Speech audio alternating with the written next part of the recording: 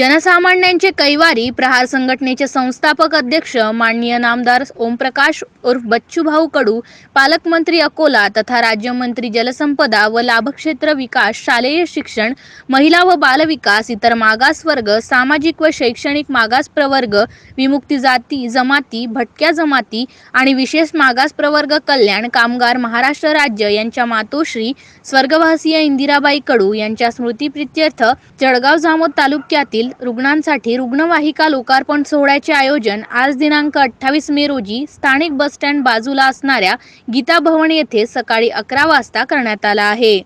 जळगाव संग्रामपूर तालुका आदिवासी दुर्गम भाग म्हणून ओळखला जातो आणि या परिसरात आरोग्य सुविधेचा मोठ्या प्रमाणात अभाव आहे। संपूर्ण तालुक्याकरिता 108 क्रमांकाची एकच रुग्णवाहिका असल्याने वेळप्रसंगी उपचाराअभावी अनेक रुग्णांना आपला जीव गमवावा लागतो। या गोष्टींचा विचार करून नवनियुक्त जिल्हा उपाध्यक्ष राजेश लहासे यांनी आपल्या स्वखर्चातून नामदार बच्चू कडू यांच्या आईच्या स्मृतीची आठवण म्हणून रुग्णवाहिका लोकार्पण सोहळा आज संपन्न केला। स्वर्गीय इंदिराबाई कडू यांचे जेव्हा निधन झालं, जशी बातमी कानावर आली तशी या संग्रामपूर नगरपंचायतचे सर्वेसर्वा जी प्रहार संघटनेमध्ये ज्यांनी आमूलाग्र बदल करून या ठिकाणी नगरपंचायतवर झेंडा फडकवला, आमचे मार्गदर्शक आदरणीय शंकरभाऊ पुरोहित हे आणि असलेले नगरसेवक आणि 50-60 लोक आम्ही जेव्हा त्या ठिकाणी भाऊच्या घरी गेलो, भाऊंचं गाव गेलो आहे आणि खूप सुंदर गाव आहे। मी सुरुवातीला पाहिलं नव्हतं आणि जेव्हा गेलो रात्रीच्या वेळेस आम्ही 10:30-11ला जास्त झालं वेळ, तेव्हा त्या गावाचा जेव्हा आम्ही एंट्री केली तेव्हा असं वाटलं की हे गाव नाही, ही खूप मोठी सिटी आहे। कारण त्या ठिकाणी असलेलं ते ग्राम सचिवालयाचं भवन, त्या ठिकाणी असलेले आरोग्याच्या सुविधा, त्या ठिकाणी असलेलं वाचनालय, त्या ठिकाणी असलेलं व्यायामशाळा, रस्ते, तुमचं असलेलं गार्डन, अत्यंत वापरण्याजोगं गाव भाऊंचं आहे। भाऊंच्या संकल्पनेतून उभं राहिलेलं आहे आणि भाऊंनी त्या अपक्ष म्हणून त्या ठिकाणी जेव्हा 2004 पासून त्या ठिकाणची विधानसभा त्या ठिकाणी ते सदस्य आहात आणि ते गाव खरं जेव्हा मला आवडलं आणि मी म्हटलं की या वीरपुत्र आणि या जनतेचा लोकनेता ज्या मातेच्या पोटी जन्माला आला, त्या मातेनं एवढं मोठं बच्चू भाऊ घडवला आणि त्या मातेच्या स्मृतीप्रित्यर्थ आपण काही केलं पाहिजे। म्हणून मी शंकर भाऊकडे थोडंसं येता बोललो। रात्रीला आम्ही 4 वाजता आलो तेव्हा की भाऊ मला एक ॲम्ब्युलन्स घ्यायची आहे, आरोग्य सुविधेच्या खूप अडचणी आमच्या परिसरात आहे, 108चा नंबर लावला वेळेवर येत नाही आणि म्हणून मी ठरवलं की भाऊ मला एक ॲम्ब्युलन्स मातोश्रींच्या नावानं या ठिकाणी मला ती अर्पण करायची आहे जनसेवेसाठी। आणि जो मुहूर्त होता भाऊंच्या या बिझी शेड्यूल मधून त्यांनी आज आपल्याला सकाळची वेळ दिली, ती जर रात्रीची वेळ असती तर चांगली सभा आपल्याला घेता आली असती, परंतु भाऊंचा कार्यक्रम आधी ठरलेला होता। की भाऊंना विनंती केली की भाऊ या मातोश्रींच्या नावाने एक ॲम्ब्युलन्स छोटंसं सामाजिक काम रुग्णसेवेचं माझ्या हातून जर आपण आलात तर ते होऊ शकते आणि या मतदारसंघाला या ठिकाणी असलेल्या जळगाव जामोदच्या तालुक्याला आरोग्य सुविधा मिळू शकते आणि आपण त्या ठिकाणी यावं ही विनंती केली। भाऊने ती मान्य केली। भाऊ सर्वांना भाऊ मी तुम्हाला सांगू इच्छितो, हा आयोजित कार्यक्रमास नामदार बच्चू कडू यांनी लहासे यांची पाठ थोपटून त्यांच्या कार्याचा आदर्श इतर पक्षांना घेऊन जळगाव तालुक्यात अजून काही रुग्णवाहिका जनतेकरिता निशुल्क कराव्यात असे आवाहन त्यांनी केले। ज्यांच्या भंगरात जोर नाही ना, ते धर्माचे झेंडे हाती घेतो, ते जातीचे झेंडे हाती घेतं। ज्यांच्या मंगळात जोर असतो ना तो खऱ्या अर्थानं कामाचा आपल्या सेवेतून तो प्रकट होत असतं। महात्मा ज्योतिबा फुलेंना आपलं सर्व अस्तित्व हे काही जाती धर्माच्या भरोशावर निर्माण केलं नाही। आज मी जे पगडी घातली त्या महात्मा ज्योतिबा फुलेंनी दोघांनी जोडण्याने आयुष्य खतम करून आपलं स्वतःचा देशाच्या हितासाठी तेव्हा करता करता स्वतः पेटला प्रेस झाला, स्वतःच्या पुढाने प्रेस झाला आणि अख्खं कुटुंब रस्त्यावरून बसलं होतं, अख्खं कुटुंब अडचणीत आलं होतं। ही खऱ्या अर्थाने थोडवी आहे महाराष्ट्राची, ही थोडवी आहे। केवळ पुतळे बसवून आणि फोटो लावून आपण त्याचा विचारधारा पूर्ण करतो असं नाही होत। ते भामटे लोकांनी आलं, लावला फोटो केला, पुतळा उभा, ते म्हणते जमलं पुतळा उभा भेटलं होतं तुझ्या बापाचं राज्य मला पुतळा उभा केल्यानं तुम्हाला मत भेटून काम करावं लागेल। हो पुतळा नाही नसलं तर चालतं आम्हाला। मी सांगा कोरोनाच्या काळात काय मस्जिद चालू होती, जात होतं का कोणी नमाज पडायला? अरे जात होतं का?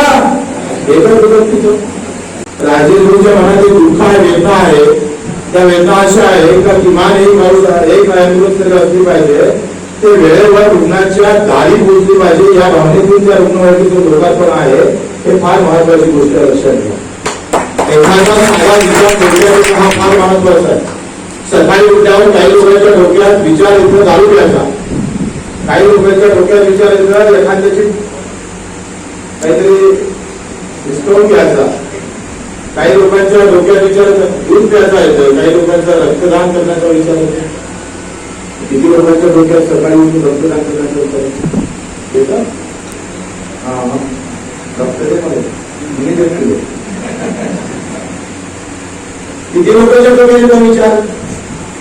काही लोक स्वतःसाठी मंदिरात जाते आणि बाबा काही लोक मस्जिद मध्ये जाते, मागे भरवते, माझ्या बायकोचं भरवते, एखादी डोळ्याची ट्रीप होते, बस जमलं माग. सकाळी उठल्यावर प्रत्येक जण आपलं स्वतःचं हित पाहून समोर जात असतं, पण कुछ गिरे चुने लोग रहते हैं, तो खुद को भूल जाते हैं और आप के लिए खड़े हो जाते हैं, वो सही इंसान होता है. ग्राहकचं काम आहे. ग्राहकचा आतापर्यंत 24-25 वर्षाचा इतिहास हाच आहे. आणि ढोंगान ते काय म्हणजे तुमचं ते हनुमान चाळीसा आणि ते काय काय असेल ते तुमचं काय वाजवत बसा, किती वाजवायचं आहे. राहिले मंदिर सोडून हे काही भामटे लोक गेले तिकडे मातोश्रीवर, ते साऱ्याच्या मंदिरात मनाची गोष्ट आहे, ते रस्त्यावर मनाची गोष्ट आहे. आपण तिथे एखादा आलं त्या डेपोचं मोह आलं हनुमान चाळीसा लोक लागतो नाही मला. कुठं काय म्हणलं पाहिजे, संडासाच्या बाहेर जर एखाद्यानं संडास केली तर लोक झोपारी मारून आम्ही संडासात कसं आहे. एवढे मूर्ख लोक जर या देशात पैदा झाले तर यातच नाही वाटतं मला. हे राजकीय लोकांचे अपरिपक्वता आहे. काही लेनदेन नाही तुमचं आमचं, काही संबंध नाही. आणि मीडिया त्याच्यात सगळ्यात बदमाश, सगळ्यात भारी. यानं ब्रेकिंग न्यूज, तुरीचे भाव कमी झाले कधी केले नाही, सोयाबीनचे भाव का कमी झाले कधी ब्रेकिंग न्यूज केली नाही, कधी ब्रेकिंग नाही. आहे एखादी ब्रेकिंग टीव्हीवर पहा, तुरीचे भाव पडले, शेतकरी आता अडचणीत आला नाही, इस्लाम खतरे में आ गया, हिंदू खतरे में आ गया. हे नेते खतऱ्यात असते ना तेव्हा धर्म खतऱ्यात येतो. धर्म कधी खतऱ्यात येऊ शकत नाही. कोणाचा बाप अजून पैदा झाला नाही, धर्म खतऱ्यात येऊ. आमचे आम्हाला लहान मोठे पाहिजे अशा गोष्टी करताना अरे देशातल्या प्रश्न अजून शिल्लक आहे. अजूनही पिण्याच्या घरात लोक झोपतोय, कसे झोपतोय त्यांचं देवा नाही, अजूनही संडास नाही, अजूनही त्याला आम्ही पाहिजे 4 पोरे कसे झोपायची अशी अवस्था नाही. मुंबईसारख्या घाटकोपर मध्ये तुम्ही गेला तर खालून नाला लागलं, वरच्या खिंड टाकून घर बनवलेला अशी अवस्था आहे या देशामध्ये. अजूनही शिक्षणाच्या सुविधा नाही आहेत, अजूनही हॉस्पिटल पाहिजे त्या मोठ्या प्रमाणात आम्ही पाहिजे भाडे पाहिजे ते होत नाही आहे. तुमची आमची चढावर सुरू आहे. मस्जिदाला जो बंद केली तर 4 मंदिर बंद पडाले. माझं असं म्हणणं आहे की मंदिर मस्जिदवाले एकत्र व्हा आणि दोघे मिळून एखादा हॉस्पिटल बनवा ना. काय तुमच्या बापाचं झालं